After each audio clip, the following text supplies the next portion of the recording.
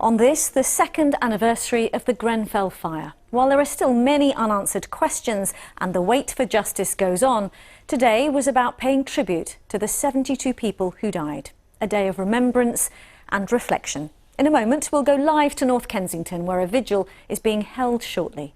First, Aisha Baksh has been to a primary school which lost pupils and a member of staff.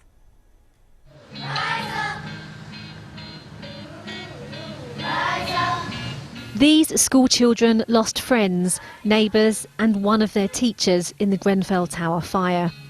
All the staff at Avondale Park Primary have been helping them get through it. Lots of children are receiving therapeutic support still. Some staff are still receiving therapeutic support. Anniversary times are definitely more difficult. You know, emotions come to the fore, and we, you know, there is anger, upset, lots and lots of different emotions. But equally, a lot of the time, life is going on. Benazir Lashari's family lived on the estate right next to the tower. She has two young children at the school who took part in this special anniversary assembly. So my son suffers from PTSD and we obviously moved on the night of the fire, and we've been back and forth, and they've been endlessly supportive of my children, and I cannot thank them enough for that. We want justice for the people who died, and we want to also remember them and keep their memory alive, but ultimately we want to fight on for justice, and I think as a community we can do that. We're strong enough, we will do it.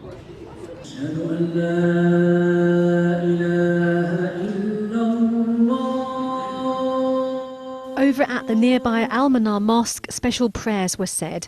2 years on, they're also still helping local people. One positive legacy from this experience has been the unity within the community and the resilience that has been manifested in different manners, including people coming together, working together. This is within the community itself. Well, throughout the day here in North Kensington, many different groups have been offering practical and emotional support to the local community. And of all the different people I've spoken to and the messages I've seen here, many also speak of the importance of finding the truth and getting justice for the 72 people who died. The lack of presence from official authorities allowed us to realise and allowed us to structure ourselves in such a way to make sure that it is us continuing this fight, and it is us leading this way to make sure that everyone is safe and change comes, and the justice for those 72 angels that have left us. And while they continue to fight for that change, this strong community keeps hope at the heart of their remembrance. Aisha Baksh, BBC London News. And on that note, survivors and bereaved families will hold a vigil tonight, followed by the silent walk that takes place every month to the foot of the tower. Let's join Alice Bandukravi, who's in North Kensington for us this evening. Alice.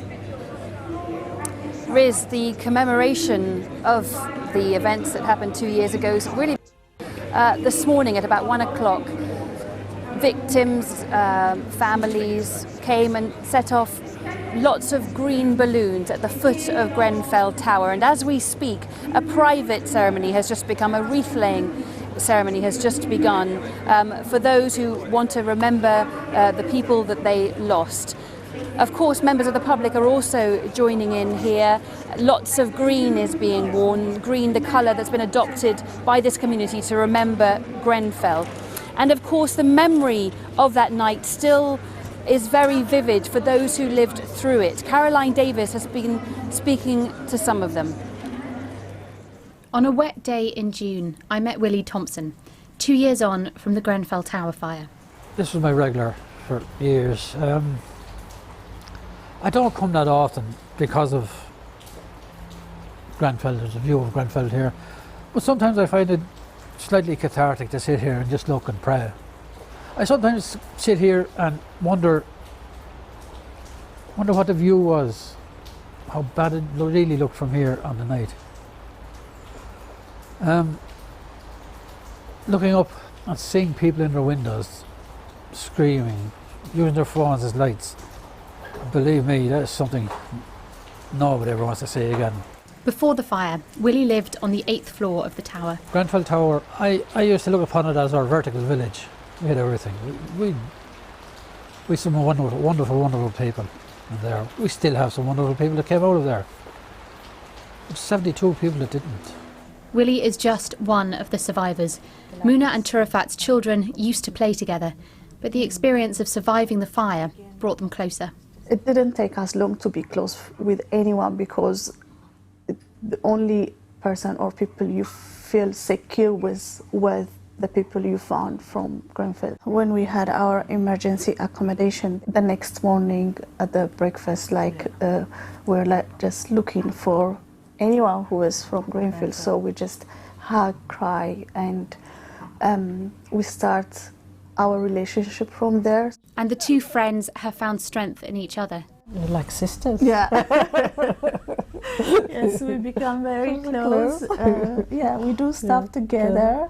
From very early on, both have been working behind the scenes, campaigning and organising as part of a committee on Grenfell. We wanted to know how many people have made it, how many people are missing, and so on. So first is to gather all of us together and find out, what is it we wanted to do, which is to push for justice. Now you have your second chance to give as well, to serve with any ability you have. For all of those involved, the campaign is far from over. I urge the government ministers, sit down together and put on a film of that fire burning that night and look past the fire. Look at the people in their windows, people that didn't come out.